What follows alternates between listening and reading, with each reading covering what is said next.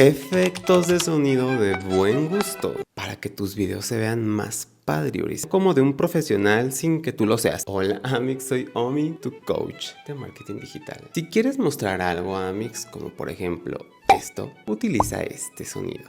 Si quieres borrar un texto y que se escuche así, entonces utiliza este sonido. Y si quieres que una transición como con más enjundia, como por ejemplo esta, entonces utiliza este sonido. Recuerda que estos sonidos son en CapCut. Amix, 5 minutitos, no te quita nada y ya inviértele a tu contenido.